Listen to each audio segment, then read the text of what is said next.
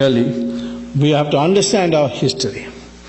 But we also have to understand the threats to our civilization that is coming place. And we have to have a united response to it.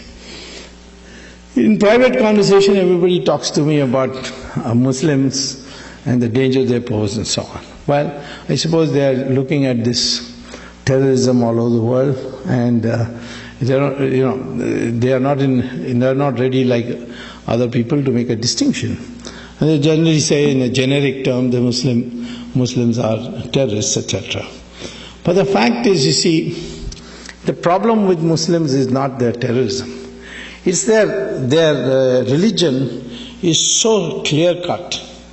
And in a sense we should admire it, because they know their mind. We Hindus are the people who don't know their mind. It's like Arjuna sitting in the middle of Mahabharata, in Kurukshetra, saying, "Shall I kill my brother? Shall I not kill my brother?" Or when Karna was down repairing his chariot, and he said, "Shall I kill him now? Is it proper for a Kshatriya to kill him?" Krishna had to tell him each time that he has to do it. So this nagging doubts, the Indians have all kinds of nagging doubts. Whereas the Muslim is very clear-minded. And Muhammad told them the world is in three parts, and the Muslim behavior must be different for each of those parts. First part, he said, is Darul Islam. Darul Islam is where the Muslims are in power. They are in majority, they are in power. And he says there should be no allowance, accommodation for any other religion. So either they must convert or be killed. It's as specific as that in the Sirah and Hadith. So in most of these countries where the Muslims are in power, you can see a total intolerance to the minorities. In Saudi Arabia, we have so many Hindu workers there. Can they celebrate Diwali in Saudi Arabia? No. Can they build a Hindu temple like you are able to build here in the United States? No. Can you even carry the picture of Ramchandra Ji in your pocket when you go to work? No. And there are penal offenses if you do it. You can't even have Satyanarayan Puja inside your own house. Now, this is the position of Muslims when they are in majority. When they are in minority, as in India, they are demanding mosques, they are demanding their right to read namaz, the Friday holiday, etc. It's a separate code for marriage, and so on. So what the Muslims demand as a minority, they will not accept to give when they are in the majority. So that's you may not like this point of view, but there's clarity in that mind. And so Muhammad says that when you are in majority, you are not to tolerate any other religion. You must wipe it out. Second is that where the Muslims are not in majority, there Muhammad divided the world into two parts. And that is, first part is, which he called as Darul Harab. Darul Harab is where the Muslims are in a sizable minority, and the majority is divided. The majority is confused, like we are today, like we Hindus are today. There, Muhammad says that the job of the Muslims is to go on demanding more and more concessions by acting collectively, and ultimately reach a point where they are able to transform that the society into a Darul Islam, from Darul Harab to Darul Islam. So when you look at the laboratory experimentation of this, selecting, looking for evidence, you see this very clearly. Take Kashmir.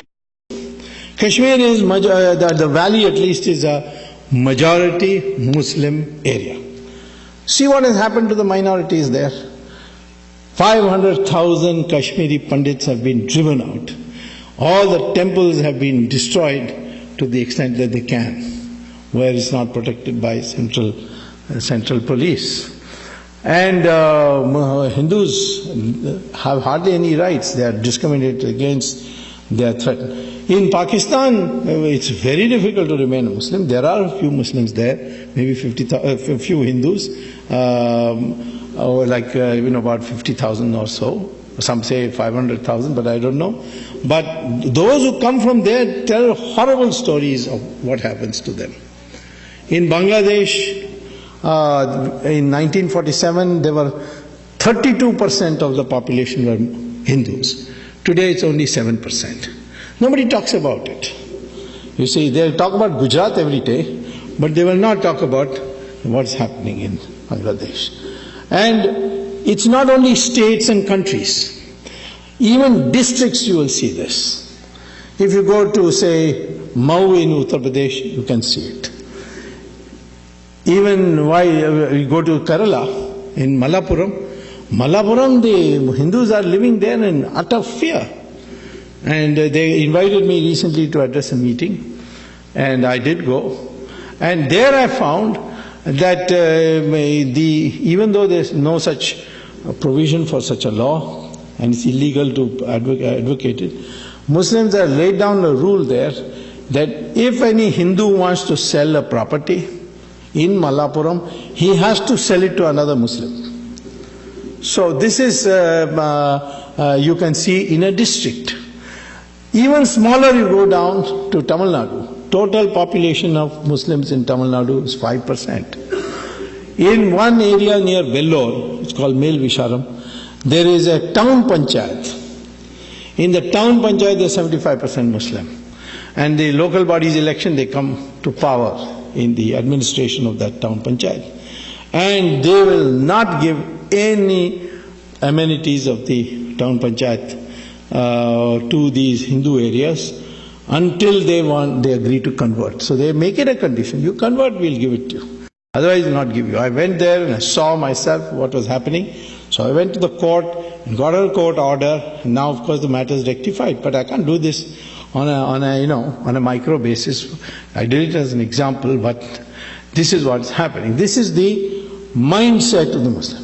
And finally, Muhammad says, if you are in a minority and the majority is united, then Muhammad says surrender and don't argue with the minority.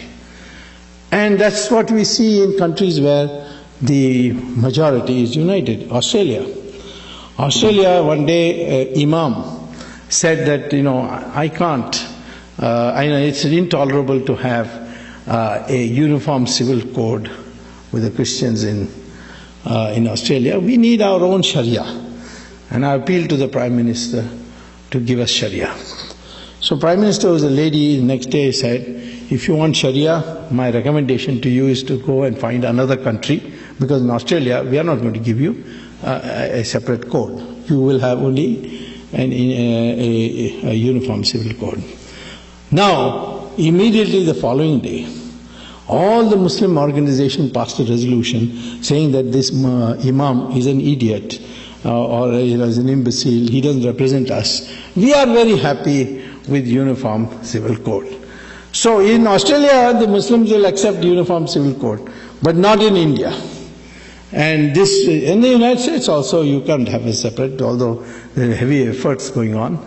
So where the majority is united, the Muslim population is advised by Sirah and Hadith to cooperate, collaborate, capitulate to the majority.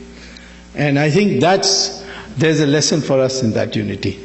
What is the problem today in India? There are all the time an accusation that politicians are, appeasing the minority, they are appeasing them to get votes, it's vote bank politics, so on. Well, I have talked to those politicians, like Maulam Singh, and I told them, what is this that you are doing? So he said, well, I can't get elected unless the Muslims vote for me. Because the Hindus will only vote, only Yadavas will vote for me. Others will not vote for me. So therefore I have to appease them. And the day the Hindus vote as one block, that day I will put on a tika and say, Jai Shri Ram, and come out of my house. Because I am interested in getting vote, and this is the way to get it. And I am telling you today that all this appeasement talk that you are You people are condemning, I see people condemning politicians for that. I am telling you that the day the Hindus will unite, all these politicians change around, and they will start talking in terms of Hindus and what should be done for them. We are 80% or 80 plus, even today. And if of this half the population decides to vote for a party which stands for Hindus, that party will get more than majority of the seats. Majority is 272, but according to my calculation, you'll get 320 seats in the 544 member House of Parliament. So how is the Muslim responsible for our plight?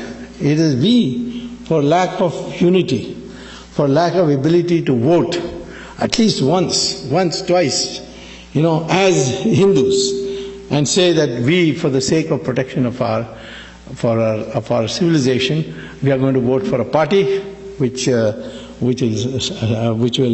work for our interests. Certainly that party cannot be Congress, because the Congress today has been taken over by Sonia Gandhi, who is answerable only to the Vatican, and she promotes Christian missionary activity. We are not against Christians. Christians can propagate as much they like in India, but we don't want foreign missionaries to come here to India and poke their noses into our internal affairs. But she abets them, she brings them, so obviously voting for them is useless. The only grouping which can possibly work for Hindu interests would be the Dnndñ, and there of course I'm hard at work. Certainly I can tell you, if both Modi and myself get together inside I'm already there, but in terms of decision making, there should be no doubt in anybody's mind that Hindu interests will not suffer.